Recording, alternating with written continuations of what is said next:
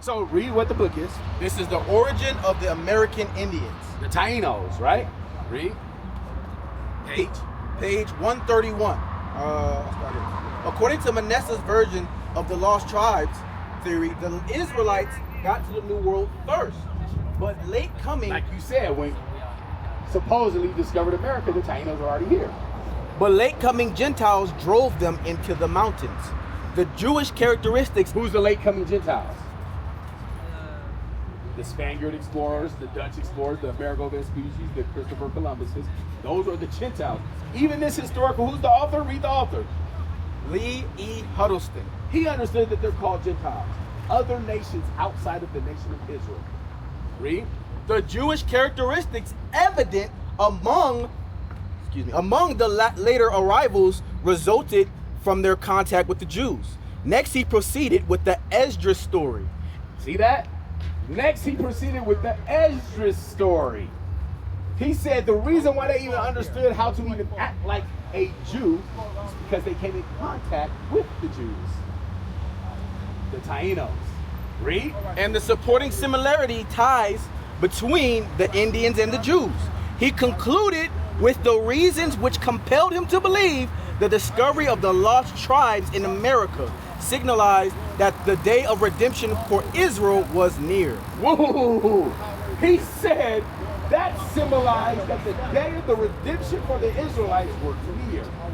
Because they were used to be called the lost tribes of Israel. But they never was lost. And he said, I know that that's Israel in America. If they're over there, that means their redemption is near. Guess what? The prophets of God are here to let you know that the redemption of the nation of Israel is nigh. Right, that's right. And the destruction of this earth is even closer. Right. I want you to understand that. Let's read the Esdras story. It's none other than the Bible. They're calling it the story and all. It's the Bible. Read. Right. Second Esdras chapter 13 and verse 40. Bring it out. Those are the 10 tribes which were carried away prisoners out of their own land in the time of Hosea the king. The 10 tribes that was carried prisoner out of their own land, the time of Hosea the king. You can find that history in 2 Kings 17. Read. Which Salmanassar, the king of Assyria, led away captive. Read. And he carried them over the waters. And so they came into another land.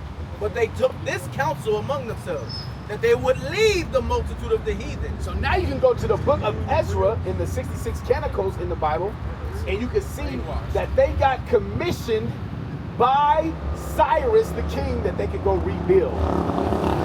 They took it upon themselves that they're going to go rebuild, right? But watch what happened. Read. And go forth into a further country where never mankind dwelt. Never mankind dwelt. Over into a further country where never mankind dwelt. Read. That they might there keep their statutes, which they never kept in their own land. Hey, Jeremiah, pull up Arsenal for me. And they entered in. Notice what they said. They said that when we get over there, we're going to keep the statutes like we've never kept them in Israel. Because we went off. We stopped keeping the commandments. They said we're going to keep them better.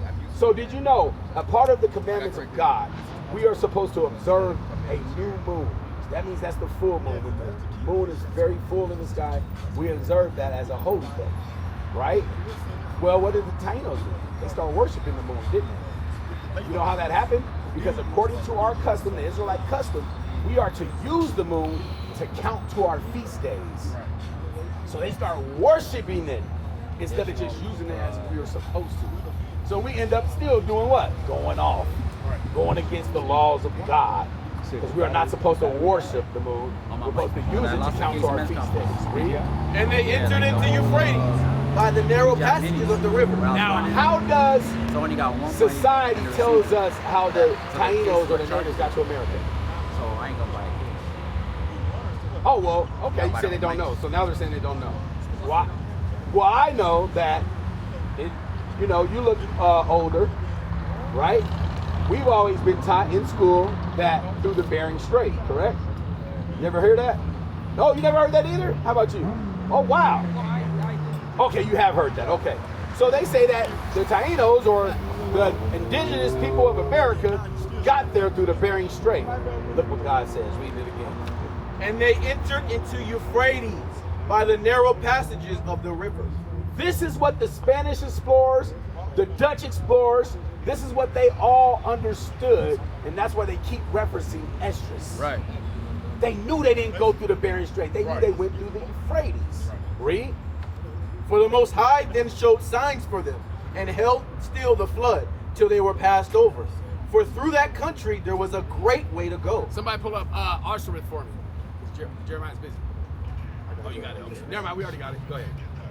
Namely, of a year and a half. So it took them a year and a half journey to get to where they were going, to a land where never mankind dwelt, right? Read. And that in the same region is called Arsarith. The same region is called Arsarith. Let's look at what I won't say the New Age, but I'll just say the explorers or the researchers found out about Arsarith. This is the Jewish Encyclopedia. So this is from the Jewish Encyclopedia. That's the reference. Arsarith by Morris Jastrow. The name of the land beyond the great river, far away from the habitation of men, in which the 10 tribes of Israel will dwell, observing the laws of Moses, until the time of restoration, according to Esdras 1345. Which we was just reading, right? Columbus identified America with this land. Columbus identified America with this land, Arsarith, which we read in the Bible. This is where we decided we're going to go, and this is what we called it. It's called America. Why? Because Amerigo Vespucci discovered it. And so they named lands after. Matter of fact, get that in Psalms 49:11. Because what happens is they name lands after themselves. Who's Canada? I forget. Canada. Canada? Yeah. Who's Canada named after? Yeah, who's Canada named after? Just like Africa is named after Scipio Africanus. It was always known as Canaan or the land of Ham. Even like Egypt, Mizraim, but it named it Cush, Ethiopia Cush. But then it got conquered by a general, right, in the Punic Wars. And so now it's named Africa, because Scipio Africanus conquered it in the Punic Wars. Filipinos by King Philip. Yeah, King Philip. Filipinos, they name lands after themselves. Hence, America and Amerigo Vespucci. Read that. Jacques Cartier. Huh?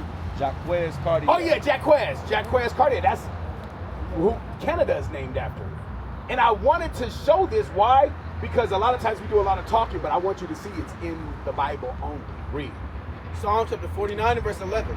Their inward thought is that their houses shall continue forever. Because the conquerors of these lands, their inward thought is that they'll last forever. Read. And their dwelling places to all generations. Uh-huh. They call their lands after their own names. You see that? It's written in the Bible. It's recorded. These are the things that we have to get back to as a people. Because when you talk to, I'm pretty sure if you got friends, right, of another nation, they can start running down their history, right? They can tell you, oh, I'm this, and oh, my people were named that thousands of years back. But then we can't.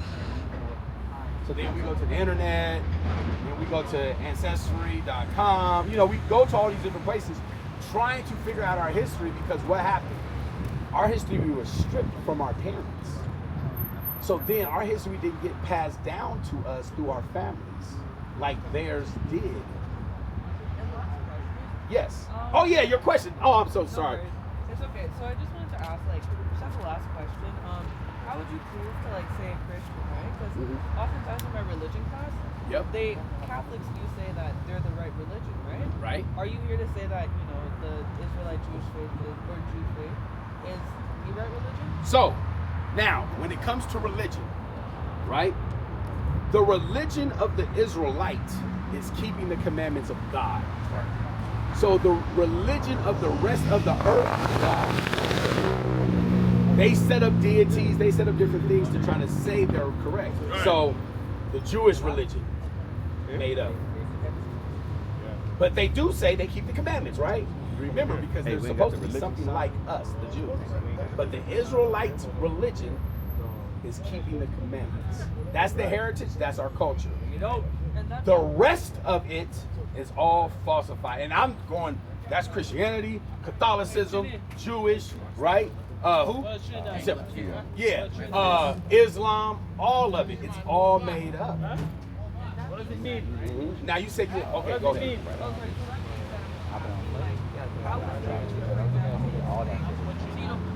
Right. First of all, how, like, Of course. Jesus, the This shit. yeah.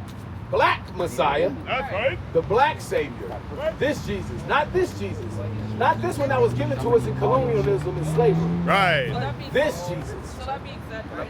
How would you explain that? Like, how would you explain that? You know, the real Jesus, Right? right?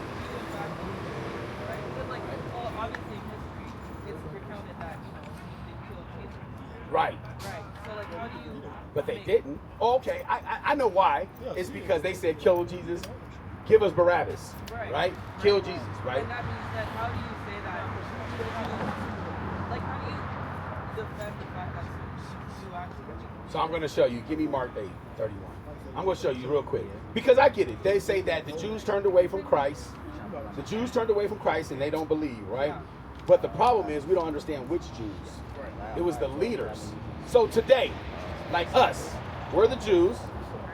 We are the prophets that were then, like Paul and them, Mark, John, that were teaching. Today, Christianity churches or the leaders of those churches hate us. Right. They want to stop us. That's the same thing back then with the scribes, the Pharisees, and the lawyers. They wanted to stop Jesus and the 12 and all the prophets that followed them Bring it up. because of the money. They were losing their place in society. Just like today, the Christian leaders, the Catholic leaders, they're losing their place in society because we're waking up our people to who we truly are. Right. It's the same difference, but watch this, read. The book of Mark, chapter 8, and verse 31. Bring it up. And he began to teach them that the Son of Man must suffer many things and be rejected of the elders, Be rejected of the elders, read, and of the chief priests and scribes, and be killed. That's who he got rejected by. That's who set him up to be killed. Read. And after 3 days, rise again. You see that? That's who. Now give me John 8. That's good. You got it? I'll use our yoga. That's who set him up to be killed. But let's see if the Jews believe. The book of John, chapter 8, verse 31. Then said Jesus to those Jews which believed on him, if ye continue in my word, then are ye my disciples indeed. The Jews believed. The Jews believe. So again, how do you prove it and how do you convince someone? They have to first believe in the Bible. Right. Then you read it to Sorry, what was that verse? them. John 8:31 and Mark 8:31. And there's many more. What is a nation?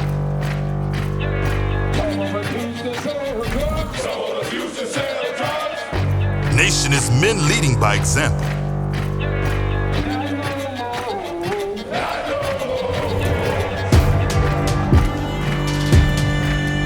Nation is family.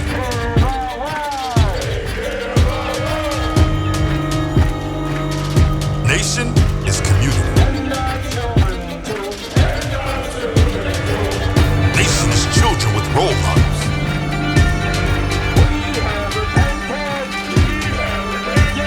Nation is unity.